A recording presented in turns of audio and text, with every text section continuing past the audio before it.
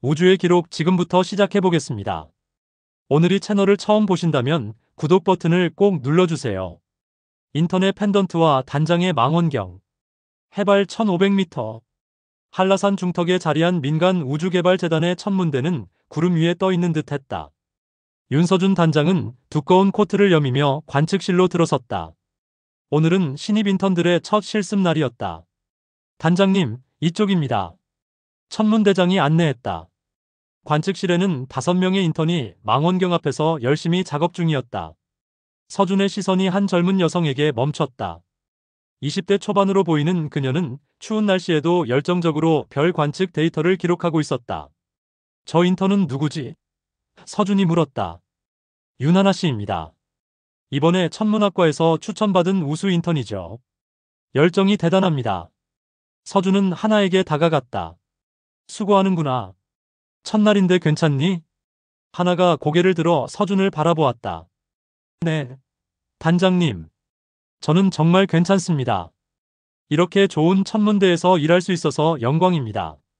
서준은 하나의 밝은 미소에 미소로 답하려던 순간 그녀의 목에 걸린 펜던트를 발견했다.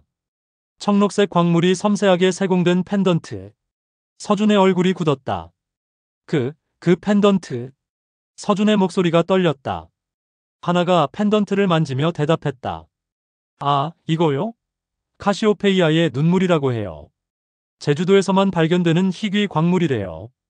어머니가 물려주신 소중한 것이에요. 서준은 자신도 모르게 손으로 가슴을 짚었다.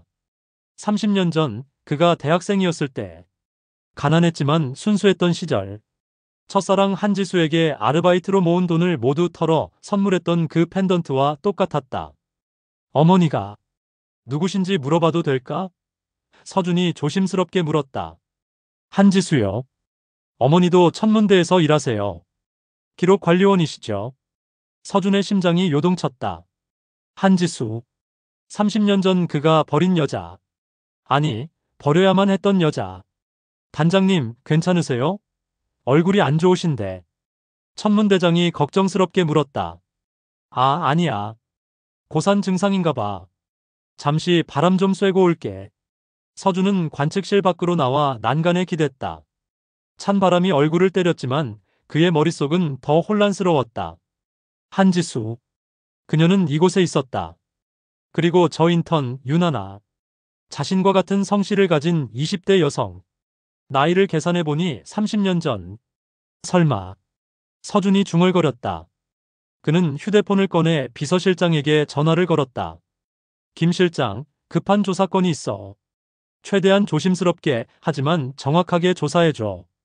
윤하나라는 인턴의 신상정보. 특히 출생 기록과 가족관계. 알겠습니다, 단장님. 언제까지 필요하십니까? 오늘 안에. 전화를 끊은 서준은 다시 관측실 안을 들여다보았다. 하나는 여전히 열심히 일하고 있었다. 그녀의 옆모습이 묘하게 익숙했다. 지수를 닮았다.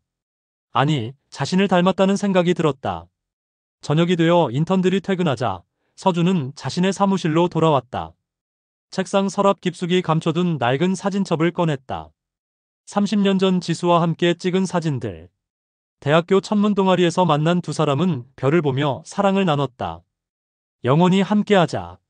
서준이 지수에게 펜던트를 건네던 날의 약속. 하지만 그는 그 약속을 지키지 못했다. 재벌가의 장남이었던 그에게 가난한 천문학도와의 사랑은 용납되지 않았다. 집안의 압력, 미래에 대한 야망, 그리고 나약한 자신의 선택. 서준은 지수에게 일방적으로 이별을 통보하고 유학길에 올랐다. 그 후 30년. 서준은 성공했다. 민간 우주개발재단의 단장이 되었고 우주산업계에서 거물로 인정받았다. 하지만 그의 가슴 한구석에는 항상 지수에 대한 미안함과 그리움이 남아있었다. 노크 소리가 들렸다. 김 비서실장이 서류 봉투를 들고 들어왔다. 단장님, 조사 결과입니다. 서준은 떨리는 손으로 봉투를 열었다. 첫 페이지에 적힌 내용을 보는 순간 그의 눈에서 눈물이 흘러내렸다. 출생일 30년 전 9월 12일. 모한지수. 부미상. 서준은 사진첩의 마지막 장을 펼쳤다. 지수와 마지막으로 찍은 사진. 그녀가 그에게 펜던트를 보여주며 환하게 웃던 날. 그날이 30년 전 12월이었다. 그 석 달 전 지수는 이미 내 딸이다. 서준이 떨리는 목소리로 중얼거렸다. 하나는 내 딸이야. 해시태그 2장. 천문 기록 속에 30년 전 이별. 서준은 그날 밤 잠을 이루지 못했다. 펜던트의 이미지가 계속 머릿속을 맴돌았다. 다음 날 아침 그는 비서실장 강태민을 불렀다. 태민, 조용히 조사해줘. 유나나 인턴의 가족관계와 배경을. 무슨 일이십니까, 단장님? 그냥 확인하고 싶은 게 있어. 서준은 말을 흐렸다. 사흘 후 태민이 두꺼운 파일을 들고 서준의 사무실로 들어왔다. 단장님, 조사 결과입니다. 서준은 떨리는 손으로 파일을 펼쳤다. 첫 장에는 하나의 가족관계 증명서가 있었다. 모한지수, 부미상, 한지수. 서준이 중얼거렸다. 심장이 쿵쾅거렸다. 네, 한지수 씨는 현재 고산 천문대 기록관리원으로 근무 중입니다. 하나 씨와 단둘이 천문대 근처 작은 마을에서 살고 있습니다. 서준은 다음 장을 넘겼다. 지수의 사진이 있었다. 30년의 세월이 흘렀지만 그녀의 눈빛은 여전히 맑았다. 다만 얼굴에는 고생의 흔적이 역력했다. 한지수 씨는 30년 전 서울대 천문학과 재학 중 중퇴하고 태민이 보고를 이었다. 됐어. 서준이 손을 들어 말을 끊었다. 나머지는 내가 알아. 태민이 물러나고 서준은 혼자 파일을 읽어내려갔다. 지수는 하나를 낳고 혼자 키우며 천문대 청소부, 식당 보조, 기록관리원 등을 전전했다. 하나가 아플 때도 학비가 부족할 때도 지수는 혼자 모든 것을 감당했다. 서준은 책상 서랍을 열었다. 그 안에는 30년 전 사진 한 장이 보관되어 있었다. 대학교 천문대 옥상에서 찍은 사진. 젊은 날의 서준과 지수가 활짝 웃고 있었다. 지수의 목에는 카시오페이아의 눈물 펜던트가 걸려 있었다. 지수야. 서준의 눈가가 뜨거워졌다. 30년 전 서준은 재벌가의 셋째 아들이었다. 그는 천문학을 사랑했지만 집안은 그가 경영학을 전공하고 가업을 잇기를 원했다. 지수는 장학금으로 겨우 대학에 다니는 가난한 학생이었다. 두 사람은 천문대에서 만나 사랑에 빠졌다. 하지만 서준의 집안은 두 사람의 관계를 알게 되자 맹렬히 반대했다. 아버지는 서준을 불러 말했다. 내가 그 여자와 계속 만난다면 너는 내 아들이 아니다. 유학 갈 기회도 재단 이사 자리도 모두 사라진다. 서준은 고민했다. 사랑과 미래 사이에서. 결국 그는 미래를 선택했다. 23세 어린 나이에 그는 현실의 무게를 이기지 못했다. 어느 겨울밤 서준은 지수를 천문대로 불렀다. 지수야, 미안해. 나 다음 주 미국으로 떠나. 그래? 언제 돌아와? 지수가 밝게 물었다. 모르겠어. 아마 오래 걸릴 거야. 서준은 지수의 눈을 보지 못했다. 무슨 뜻이야? 지수의 목소리가 떨렸다. 우리 여기까지인 것 같아. 내 앞길이 너무 복잡해. 너까지 힘들게 할 순 없어. 서준아, 나는 괜찮아. 우리 함께. 지수가 서준의 손을 잡았다. 안 돼. 서준이 손을 뿌리쳤다. 이게 우리 둘 다를 위한 거야. 미안해. 서준은 그대로 돌아섰다. 지수의 우는 소리를 뒤로하고 그는 천문대를 떠났다. 그리고 다시는 돌아보지 않았다.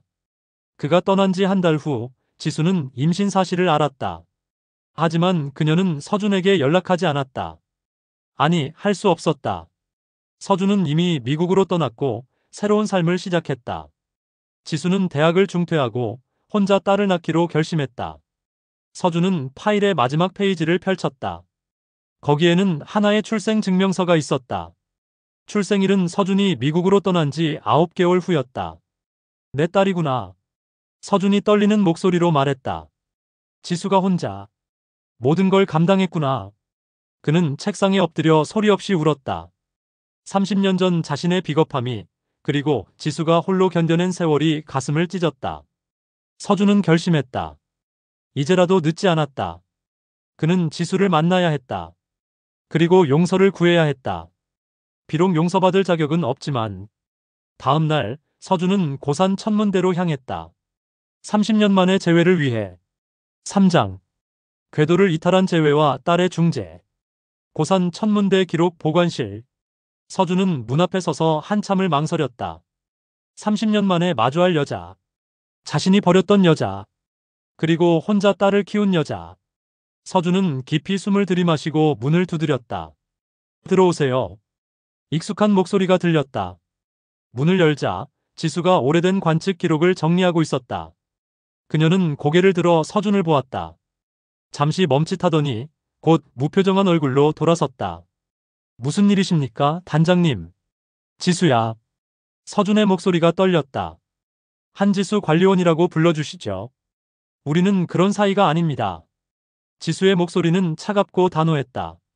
서준은 한 걸음 다가갔다. 미안해. 정말 미안해. 무엇이 미안하신지 모르겠는데요. 지수가 서류를 정리하며 말했다. 단장님께서 저에게 사과하실 일은 없습니다. 우리는 30년 전에 이미 끝났으니까요. 하나를 봤어. 서준이 말했다. 지수의 손이 멈췄다. 하지만 여전히 서준을 보지 않았다. 펜던트를 보고 알았어. 내 딸이구나. 우리 딸이구나. 서준의 눈에 눈물이 맺혔다. 왜 말하지 않았어? 왜 혼자? 당신에게 무슨 권리로 묻습니까? 지수가 돌아서며 서준을 똑바로 바라보았다. 당신은 떠났어요. 당신 미래를 선택하고 나를 버렸죠. 그게 당신의 선택이었어요. 알아. 내가 비겁했어. 내가 잘못했어. 서준이 고개를 숙였다. 하지만 알았더라면. 임신한 걸 알았더라면. 그래서 뭐? 돌아왔을 거라고. 지수가 비웃었다. 아니면 책임감에 나를 데려갔을 거라고. 그런 동정은 필요 없었어요. 나는 내 선택으로 하나를 낳았고 행복하게 키웠어요. 지수야, 제발. 기회를 줘. 하나에게 아버지가 되고 싶어. 너희 곁에 있고 싶어. 지수는 창밖을 바라보았다. 당신에게는 아무것도 바라지 않아요. 그저 하나가 당신의 이름으로 꿈을 꿀 수 있게 도와주세요. 그것만으로 충분합니다. 그것만으로는 부족해. 나는. 엄마. 문이 열리며 하나가 들어왔다. 그녀는 서준과 지수를 번갈아 보았다. 단장님. 그리고 엄마. 무슨 일이에요? 지수가 황급히 말했다. 하나야, 단장님께서 그냥. 알아요, 엄마. 하나가 조용히 말했다. 다 알아요. 뭘 안다는 거니? 지수의 얼굴이 창백해졌다. 단장님이 제 아버지라는 거요. 하나가 펜던트를 만지작거렸다. 재단 인사 기록을 정리하다가 단장님 학력 사항을 봤어요. 서울대 천문학과 중퇴. 엄마랑 같은 학교, 같은 학과였죠. 지수는 할 말을 잃었다. 하나가 서준에게 다가갔다. 단장님, 제 아버지가 맞으시죠? 서준은 고개를 끄덕였다. 그래. 미안하다, 하나야. 네가 태어날 때 너를 지켜주지 못해서. 괜찮아요. 하나가 미소 지었다.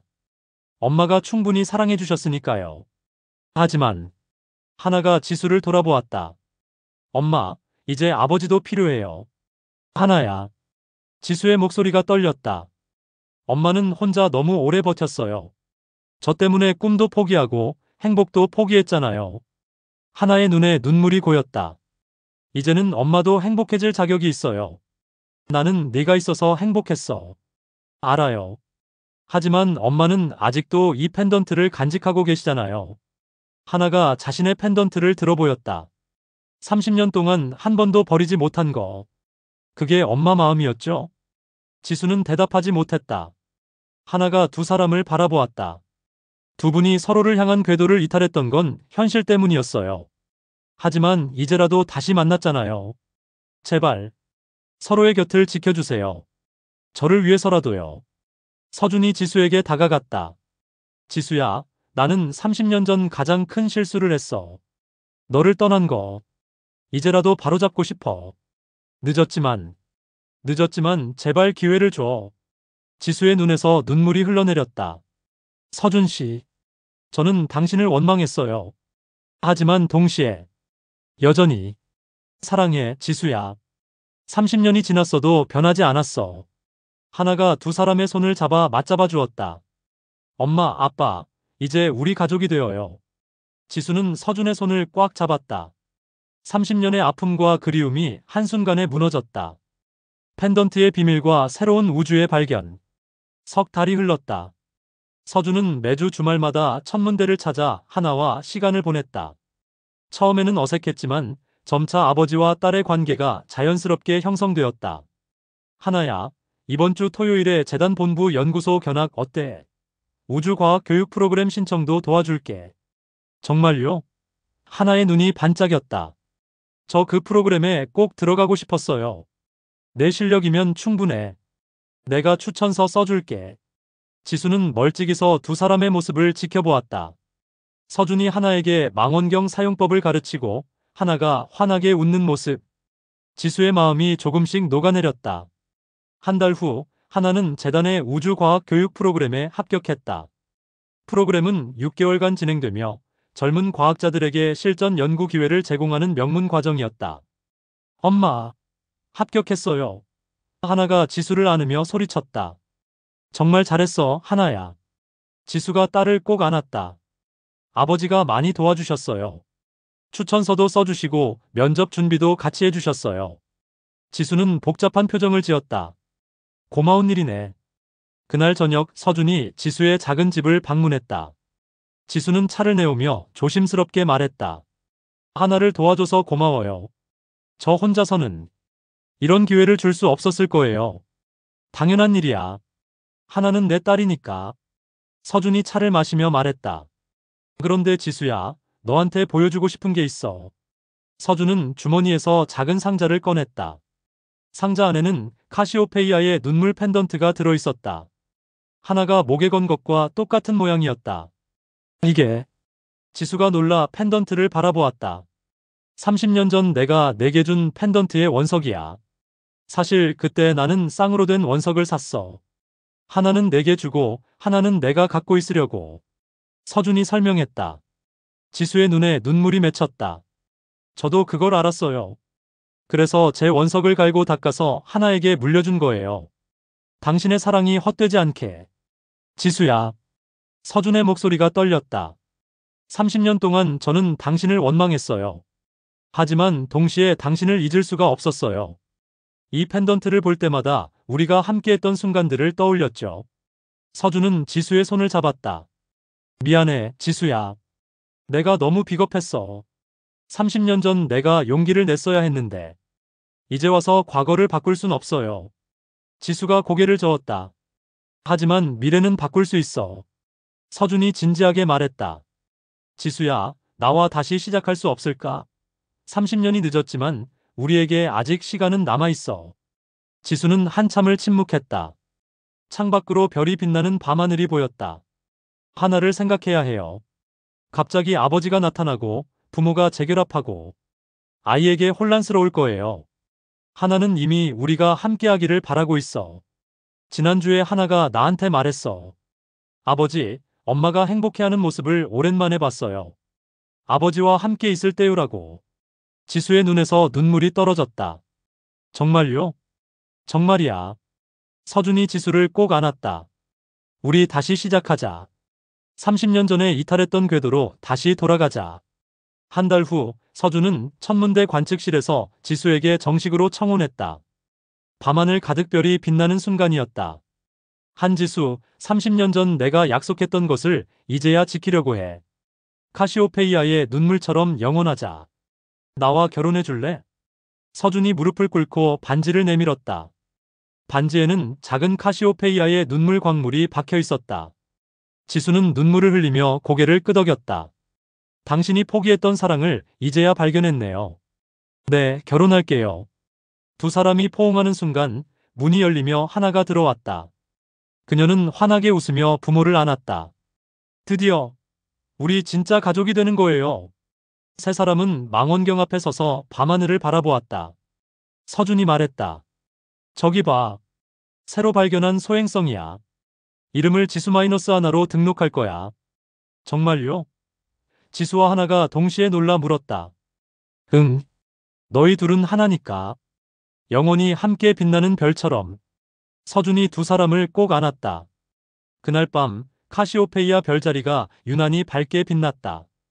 30년의 공백을 넘어 세 사람은 마침내 함께였다. 재단에 새겨진 두 별자리. 1년 후 고산 천문대 야외 관측 광장. 수십 개의 작은 촛불이 밤하늘 아래 반짝이고 있었다. 오늘은 윤서준과 한지수의 결혼식 날이었다. 화려한 예식장 대신 두 사람이 선택한 곳은 30년 전 처음 만났던 이곳, 천문대였다. 하객은 많지 않았다. 재단 직원 몇 명과 지수의 동료들, 그리고 하나가 초대한 친구들이 전부였다. 하나는 순백의 드레스를 입고 어머니 옆에 서 있었다. 지수 역시 소박한 웨딩드레스를 입었지만 그 어느 때보다 아름다웠다. 목에는 카시오페이아의 눈물 펜던트가 빛나고 있었다. 어머니, 정말 예뻐요. 하나가 속삭였다. 고마워, 하나야. 네가 있어서 이 순간이 가능했어. 지수가 딸의 손을 꽉 잡았다. 서준은 양복을 차려입고 긴장된 표정으로 서 있었다. 50대 중반의 나이에 맞이하는 결혼식이었지만 그는 20살 청년처럼 설렜다. 주례를 맡은 천문대 소장이 말했다. 30년 전 이곳에서 시작된 사랑이 오늘 다시 이곳에서 완성됩니다. 두 분은 긴 공백 끝에 다시 만났지만 그 사랑은 변치 않았습니다. 서준과 지수가 서로를 바라보며 서약을 나눴다. 30년 전 제가 놓쳤던 것을 이제는 절대 놓지 않겠습니다. 서준의 목소리가 떨렸다. 당신이 포기했던 사랑을 이제야 발견했다고 했죠. 저도 이제야 다시 믿어보려 합니다. 지수가 미소 지었다. 두 사람이 입맞춤을 나누자 하나가 제일 먼저 박수를 쳤다.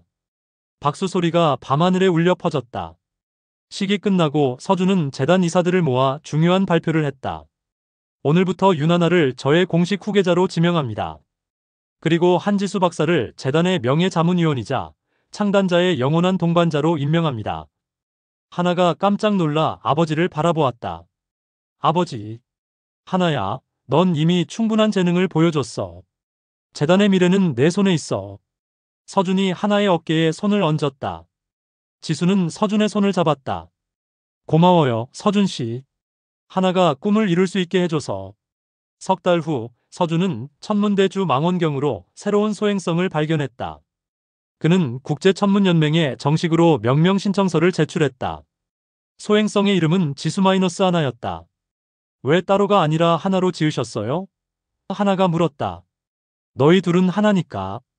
너희 어머니가 너를 키우며 함께 빛났듯이 이 소행성도 두 개의 이름이 하나로 빛나는 거야. 서준이 설명했다.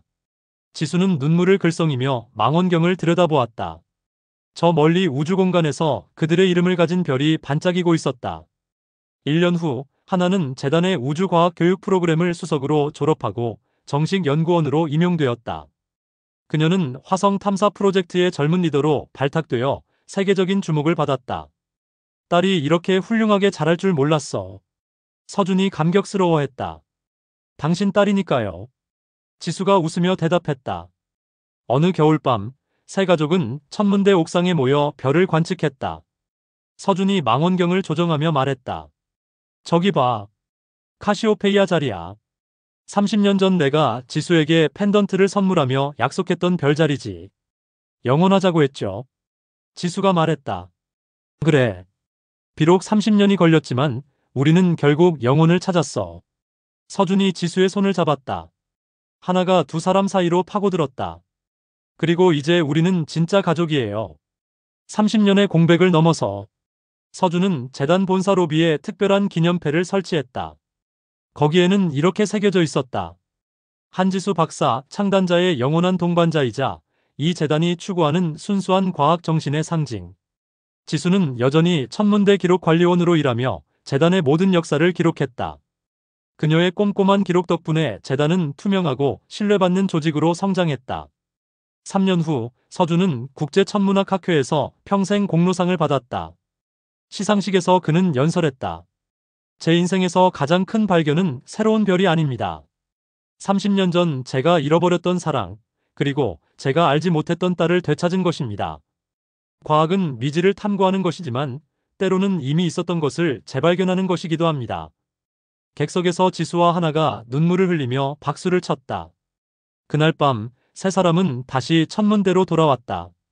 망원경을 통해 지수-1 소행성을 바라보며 서준이 말했다. 우리는 가장 아름다운 별자리를 완성했어. 사랑, 가족, 그리고 영원. 하나가 부모의 손을 잡았다. 우리 가족이라는 별자리요. 밤하늘의 별들이 반짝였다. 30년의 긴 우애를 거쳐 세 사람은 마침내 함께였다. 펜던트처럼 영원히 빛나는 가족으로.